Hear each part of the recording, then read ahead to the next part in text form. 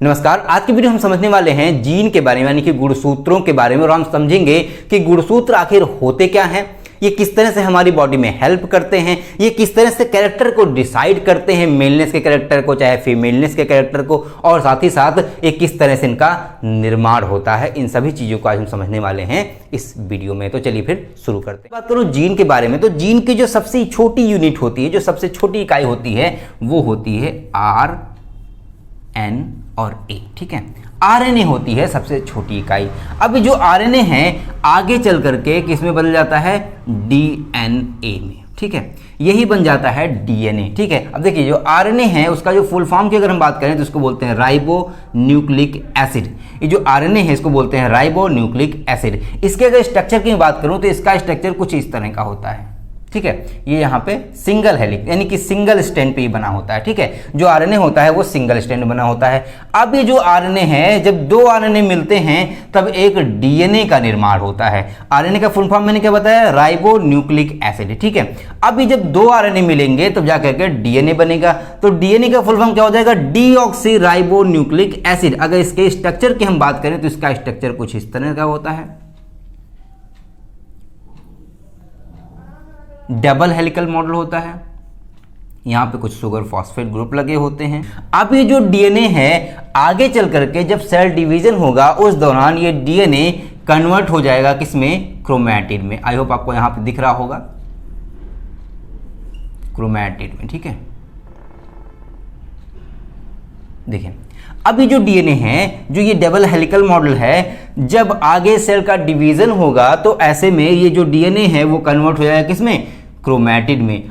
यहाँ पे पहली जो यूनिट थी वो है RNA। ठीक है, राइबो न्यूक्लिक एसिड। अब दो राइबो न्यूक्लिक एसिड मिल करके बनाए क्या, DNA। ठीक है, यहाँ पे देखिए RNA जो है वो सिंगल स्ट्रैंड है। अब यहाँ पे जब DNA बना तो डबल स्ट्रैंड बन गया। ठीक है, डबल हेलिकल मॉडल इसका बन गया, तो ये हो गया DNA।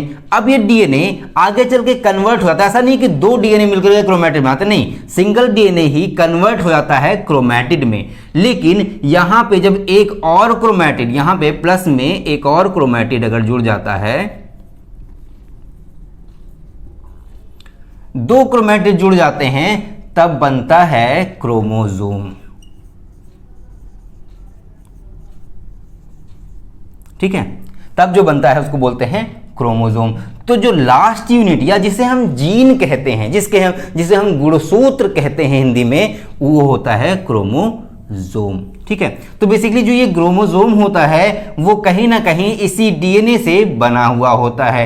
DNA यानी कि दो DNA, क्योंकि देखिए एक DNA डेवलप हुआ एक क्रोमैटिड में, दूसरा DNA डेवलप हुआ दूसरे क्रोमैटिड में। अब ये जो दो क्रोमैटिड मिल गए तब जाकर के बना क्रोमोसोम। तो इसका मतलब ये हम कह सकते हैं कि जो क्रोमोसोम होता है दो DNA से मिल करके बना होता है। या ये भी कह सकते हैं कि जो ये क्रोमोसोम होता है वो DNA का बड़ा फॉर्म होता है, क्योंकि इसमें दो DNA मिल चुके होते हैं।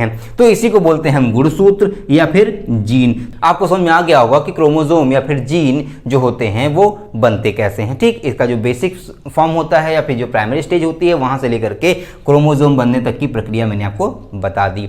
अब बात आती है कि क्रोमोसोम उपस्थित कहाँ होते हैं। अगर मैं इसकी उपस्थिति के बारे में बात करूं तो ये हमारे सेल में या हमारे शरीर में उपस्थित जो कोशिकाएं होती हैं उनके केंद्रक में ये उपस्थित होते हैं। ठीक, अब आपके मन में सवाल आ रहा होगा कि भाई इसकी संख्या कितनी होती है, कितनी संख्या में उपस्थित होते हैं हमारे न्यूक्लियस के अंदर या फिर केंद्रक के अंदर। अगर मैं इसकी संख्या की बात करूं तो ये हमेशा ही 46 यानी कि 46 की संख्या में उपस्थित होते हैं। यानी कि हम कह सकते हैं कि जो क्रोमोसोम है या जो गुणसूत्र हैं वो हमेशा ही 46 की संख्या में उपस्थित होते हैं एक न्यूक्लियस में। लेकिन जो ये गुणसूत्र हैं या फिर क्रोमोसोम हैं, इनकी एक खास बात होती है कि हमेशा ही पेयर्स में उपस्थित होते हैं। पेयर्स में कहने का मतलब जोड़े में उपस्थित होते हैं। तो अगर इसका हम जोड़ा बनाते हैं, देखिए जो 46 गुणसूत्र हैं वो अलग अलग नहीं, जोड़े में उपस्थित होते हैं। अब जोड़े में जो उपस्थित होंगे तो इनका अगर जोड़ा बनाएंगे 46 गुणसूत्र का तो कितना जोड़ा बनेगा, 23, यानी कि 23 जोड़े में ये गुणसूत्र उपस्थित होते हैं। ठीक, यहाँ तो बात आ गई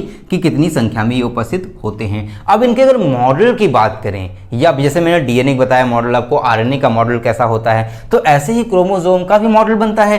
क्रोमोसोम के अगर मॉडल की बात करें तो यहाँ पे मैं आपको बता देता हूँ कि क्रोमोसोम का जो मॉडल होता है वो बेसिकली कुछ इस तरह का होता है। हालांकि कोई मेरे पास डिजिटल बोर्ड तो है नहीं, तो मैं आपको यही समझा दूं। देखिए जो क्रोमोसोम का मॉडल होता है वो कुछ इस तरह की, यानी कि स्प्रिंग से बनी हुई एक एक्स, आप कोई दो स्प्रिंग ले लीजिए, उसको एक्स के ऐसे उसमें जोड़ दीजिए, तो ऐसी ही कुछ आकृति होती है इस क्रोमोसोम की। क्योंकि मैंने अभी आपको बताया कि जो क्रोमोसोम होता है वो दो डीएनए से मिलकर के बने होते हैं, तो बेसिकली ये एक डीएनए है और एक ये डीएनए है, तो ये क्रॉस में उपस्थित होते हैं, एक्स के फॉर्म में ये डीएनए उपस्थित होते हैं, इसी को बोलते हैं क्रोमोसोम। तो ये कह सकते हैं कि क्रोमोसोम का जो शेप होता है, स्ट्रक्चर होता है, वो हमेशा ही एक्स के फॉर्म में होता है। अब ये जो क्रोमोसोम होते हैं वो मेल में और फीमेल में बराबर मात्रा में उपस्थित होते हैं, लेकिन मेल और फीमेल में इनको दिखाने का जो कॉन्सेप्ट है वो थोड़ा सा अलग है। फीमेल के अंदर इन्हें एक्स दिखाया जाता है और मेल के अंदर इन्हें एक्स और वाई दिखाया जाता है। अगर एक्स हम लिखेंगे तो इसको फीमेल माना जाएगा, अगर एक्स वाई हम लिखेंगे तो इसको मेल माना जाएगा। ठीक है, तो दिखाने का मतलब ताकि आपको क्लियर समझ में आ जा सके, ऐसा नहीं है कि इसका वाई शेप हो जाता है, ये वाई शेप में नहीं होता है, ये हमेशा एक्स में ही रहेगा, लेकिन कुछ कैरेक्टर इसके अंदर चेंज हो जाते हैं जिस वजह से इसको हम एक्स की यानी कि वाई की श्रेणी में रखते हैं और ये मेलनेस के कैरेक्टर में आ जाते हैं, इसलिए एक्स और वाई से प्रेजेंट करते हैं, और फीमेल के लिए एक्स और एक्स से प्रेजेंट करते हैं। लेकिन यहाँ एक बहुत बड़ी चीज है, वो ये कि जो ये 23 गुणसूत्र हैं, ठीक है, यहाँ मिटा दो इसको, ये जो 23 गुणसूत्र हैं, जो 23 क्रोमोसोम हैं पेयर्स में, इनके 22 पेयर तक, कितने 22 पेयर्स तक ये जो क्रोमोसोम हैं वो हमेशा ही कैसे होते हैं, एक्स और एक्स होते हैं। ठीक है, एक्स और एक्स, यानी कि जो 23 पेयर गुणसूत्र उपस्थित होते हैं उनमें से 22 पेयर ऐसे होते हैं जो हमेशा एक्स एक्स ही रहेंगे, यानी कि ये कैरेक्टर डिफाइन ही नहीं कर पाते कि वो मेल है या फीमेल है। लेकिन जो 23वां होता है प्लस जो एक होता है प्लस इसमें अगर जोड़ेंगे ये 22x हो जाएगा, 22xx हो गया। ठीक, इसमें अगर जो आखिरी का जो पेयर जुड़ेगा, यानी कि जो आखिरी का जो पेयर होगा, आखिरी का जो जोड़ा जुड़ेगा, वही डिसाइड करता है कि वो कैरेक्टर फीमेल वाला लाएगा कि मेल वाला लाएगा, यानी कि वो जो प्रोजेनी है या फिर वो जो बच्चा है वो मेल बनेगा या फिर फीमेल बनेगा। तो यहाँ पे अगर मान लीजिए एक्स और एक्स क्रोमोसोम आकर के जुड़ गए, ठीक है, तो ये क्या बन गया, फीमेल बन गया, मतलब फीमेल बन गई, फीमेल बन गई। ठीक है, तो ये क्या बन जाएगी, फीमेल बन जाएगी। लेकिन अगर इसी 22x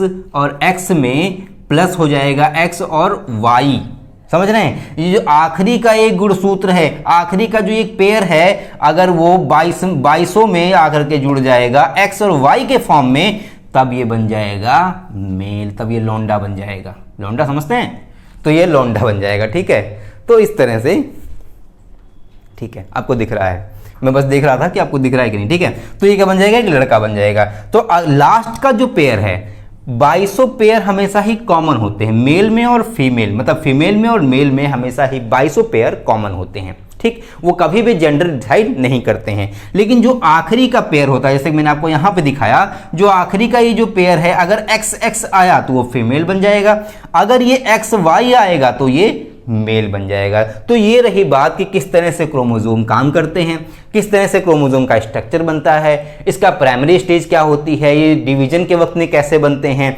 ठीक है, तो इन सभी चीज़ों के बारे में हमने समझ लिया। आई होप आपको आज की वीडियो अच्छी लगी होगी। अगर आपको अच्छी लगी हो तो प्लीज़ इस वीडियो को लाइक करें, शेयर करें और सब्सक्राइब करें अगर आप चैनल पर नए हैं। मिलते हैं अगली वीडियो में, तब तक के लिए जय हिंद।